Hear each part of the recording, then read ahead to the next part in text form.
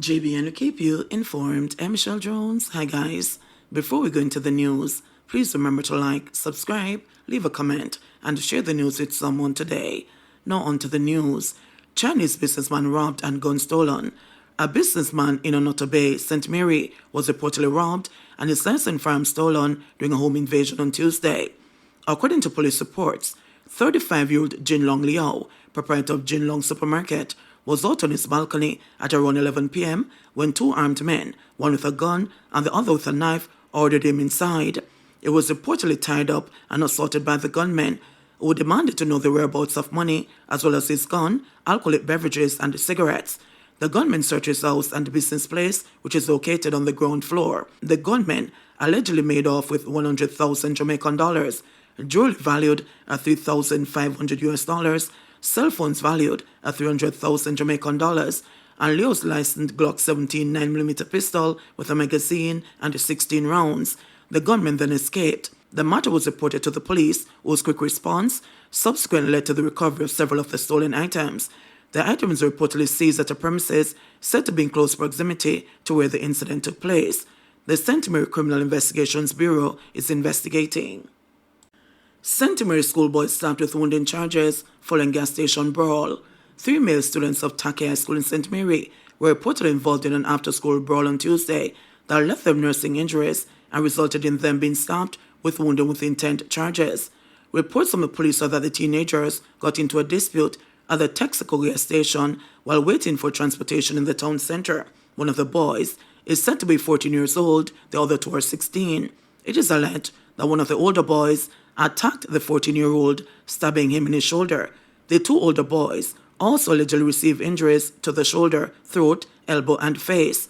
All three were charged following the altercation. This is the latest in a series of violent incidents involving high school students across the island. A student attached to Irwin High School in St. James was fatally stabbed during a fight involving a group of his classmates last week.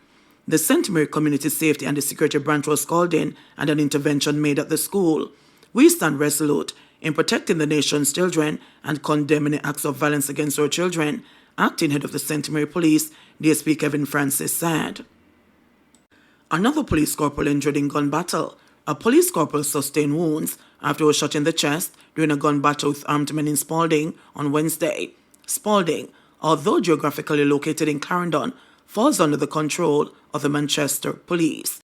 Newly minted head of the Manchester Police, Superintendent Kerry Duncan, said that the corporal, who is a sub-officer, was among the team responding to a call in the Spalding area about midday when the incident happened. They responded to a call and went there to investigate. On their approach, they were fired on by a group of men. They responded by returning the fire, and the policeman was hit in the chest. Thankfully, he was wearing his bulletproof vest, said Duncan. The injured cop was taken to hospital, where he was treated and later released. Superintendent Duncan said a Glock 40 pistol was seized at the scene of the shooting. Just last week, a police constable was rushed to hospital for injuries he sustained during a robbery at a business establishment on Constant Spring Road in St. Andrew. Prior to that, Constable Ricardo Fairclough of the St. Ann Divisional Operations Support Unit was shot and killed in the line of duty when he responded to a robbery in the parish. Portland police appealed for information on a hit and run in which a visually impaired man was killed. The Portland police are appealing for information that could assist them in finding the driver of a motor car which hit a man and failed to stop on Tuesday. The victim, a man known only as Mikey, succumbed to his injuries at hospital. The incident took place shortly after 9 p.m. along the busy Prospect Road. The police say Mikey was visually impaired, was crossing the roadway near the intersection of Prospect and Johntown Road when he was hit by a speeding motor car.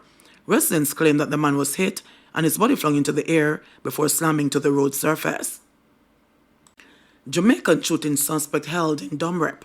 A Jamaican who fled the island is now in police custody after he was deported from the Dominican Republic on Tuesday. Deputy Superintendent of Police, DSP Kevin Francis, confirmed that 26-year-old Bobby Ballou was remanded on arrival in the island and is at a lockup in St. Mary. According to DSP Francis, a court date is yet to be set as the file is being prepared. Ballou, a laborer, is charged in connection with the March 26 shooting incident in which a tradesman was injured. Shortly after the incident, a warrant was issued for Ballou's arrest. However, he fled the island on a flight to the Dominican Republic.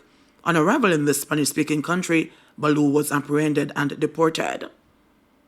Police by the idea of bias in treatment of Clansman and one of the gangs. Senior Superintendent Christopher Phillips has dismissed criticisms that the Jamaica Constabulary Force JCF is not applying the heat evenly to the two main gangs in Spanish Town, St. Catherine, with the Clansman gang getting significant police attention. The sustained efforts to cripple the Clansman gang have drawn both praise and criticism, with members of the public and even people in the diaspora suggesting that a political influence could be hindering the efforts against the one or the gang. It is widely believed that the Clansman gang supports the opposition People's National Party, while the one or the gang supports the ruling Jamaica Labour Party. While we're aware that the Clansman gang appears more brutal, I'd love to see the same level of intensity with law enforcement going after the one or the gang, one Spanish Town resident said this week. Echoing similar sentiments, a member of the Jamaican diaspora in Canada said, "While we applaud the efforts of law enforcement in taking down the notorious Clansman gang, we're not seeing the same level of intensity directed at the one or the gang. We're not hearing of multiple arrests." However, Phillips, who is the acting Area 5 commander, dismissed allegations of bias within law enforcement on Monday and affirmed the JCF's commitment to professionalism and impartiality in its operations. The work that the police are doing out there to curtail gang violence, we're going to go after gangs and gunmen because they are destroying our society, Phillips asserted. Senior Superintendent Stephanie Lindsay, head of the JCF's communication arm, emphasized that law enforcement is actively targeting both gangs based on ground-level intelligence. She highlighted recent arrests related to the one or the gang, affirming that the police are prioritizing action against those actively involved in criminal activities. The escalation in violence in Spanish Town in recent years has been attributed to internal power struggles within the Clansman gang. Last year, 15 of the initial 33 people charged in the Clansman One Done gang case were convicted, including Andre Blackman Bryan, the leader of the One Done faction. Bryan received a 39-year sentence. Some 23 members of the Clansman gang are currently awaiting trial in a new case. Robbers shot by a taxi driver in Clarendon identified. A gunman who tried to rob a taxi operator on Wednesday night in 19 Miles, Clarendon, has been identified. Superintendent Carlos Russell of the Clarendon Police provided an update on the incident. All right, on Wednesday, the 24th of April, about 8:15 p.m., along the 19 Miles main road in Clarendon, there was an incident in which a gunman who has now been identified as one Bobby Bruce, 24 years old, of a Spanish Town address, when he attempted to rob a taxi operator and his passengers. During the robbery, the taxi operator would have held on to the gunman and a struggle ensued. During the struggle, the would-be robber was shot. He was taken to the Maypen Hospital, where he was later pronounced dead. At this time, we want to commend the taxi operator for his bravery and quick action.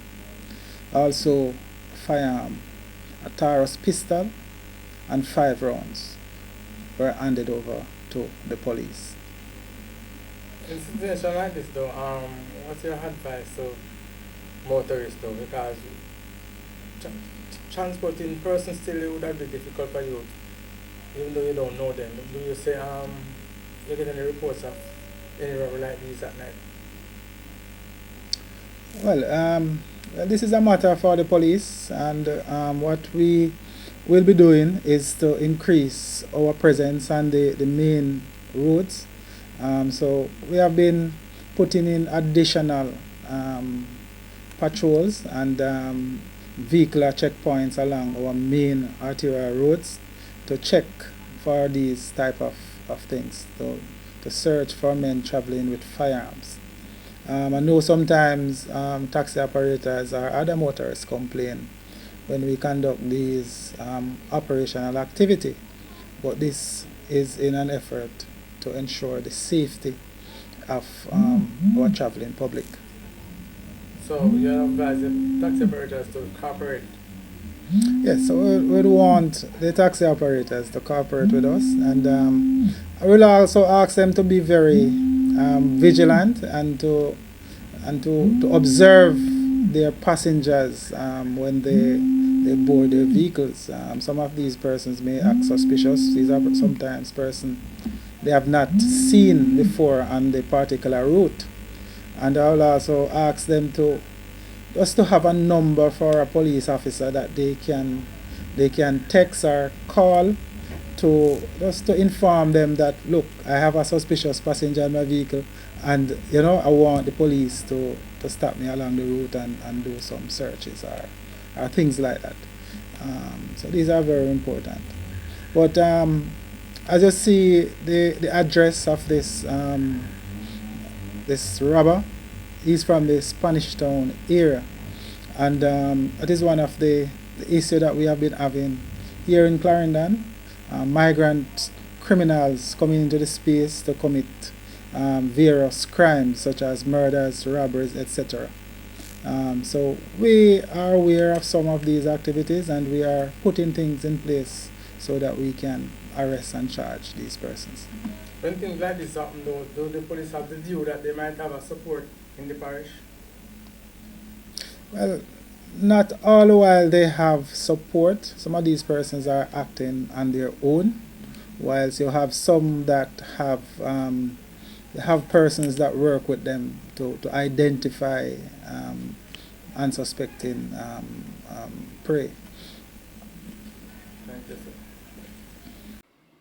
JBN will keep you informed. Please remember to subscribe, like, share, leave us a comment, and click the notification bell to receive our daily news items.